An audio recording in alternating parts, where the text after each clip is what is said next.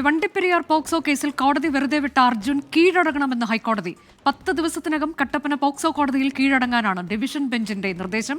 കീഴടങ്ങിയില്ലെങ്കിൽ ജാമ്യമില്ലാ വാറണ്ട് പുറപ്പെടുവിക്കണമെന്നും ഹൈക്കോടതി നിർദ്ദേശിച്ചിട്ടുണ്ട്. ശ്രീകാന്ത് വിശദാംശങ്ങളുമായി. ശ്രീകാന്ത്, അപൂർവമായൊരു നടപടിയല്ലേ ഇത്? എന്തുകൊണ്ട്? അനുജ, നേരത്തെ ഇയാളെ കോടതി വെറുതെ വിട്ടതാണ്, ഹൈക്കോടതി വെറുതെ വിട്ടതാണ്.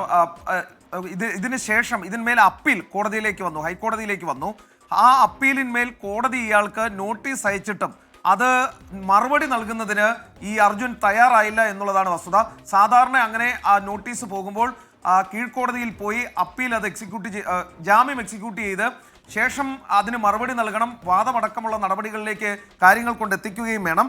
പക്ഷേ അതുണ്ടായില്ല എന്നുള്ളതാണ് ഏറ്റവും പ്രധാനപ്പെട്ട കാര്യം. ഈ പ്രതി ഇനി നാട് വിടുമോ, രാജ്യം വിട്ടു പോകാനുള്ള സാധ്യതയുണ്ടോ എന്ന സംശയം കോടതിക്കുണ്ട്, ഹൈക്കോടതിക്കുണ്ട്. അതിനാൽ തന്നെ എത്രയും വേഗം ഇയാൾ കീഴ്ക്കോടതി മുൻപാകെ ഹാജരായി ബോണ്ട് എക്സിക്യൂട്ട് ചെയ്യണം എന്നുള്ളതാണ് പറഞ്ഞിരിക്കുന്നത്.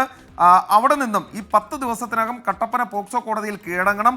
അർജുൻ കീഴടങ്ങിയില്ലെങ്കിൽ ജാമ്യമില്ലാ വാറണ്ട് പുറപ്പെടുവിക്കാനാണ് കട്ടപ്പന പോക്സോ കോടതിക്ക് നിർദ്ദേശം നൽകിയിട്ടുള്ളത്. ബോണ്ട് നൽകിയാൽ അർജുനെ വിട്ടയക്കാമെന്നും കോടതി ഇപ്പോൾ പറയുകയും ചെയ്യുന്നുണ്ട്. കുറ്റവിമുക്തനാക്കപ്പെട്ടയാളോട് കീഴടങ്ങാൻ നിർദ്ദേശിക്കുന്നത് അപൂർവമായ നടപടിയാണ്. ശരി, അപൂർവമായൊരു നടപടി കോടതിയുടെ ഭാഗത്തുനിന്നുണ്ടാകുന്നു. വണ്ടിപ്പെരിയാർ പോക്സോ കേസിൽ കോടതി വെറുതെ വിട്ട അർജുൻ കീഴടങ്ങണം എന്നുള്ളതാണ് കോടതിയുടെ നിർദ്ദേശം. 10 ദിവസത്തിനകം കട്ടപ്പന പോക്സോ കോടതിയിൽ കീഴടങ്ങാനാണ് ഹൈക്കോടതി ഡിവിഷൻ ബെഞ്ച് നിർദ്ദേശം നൽകിയത്.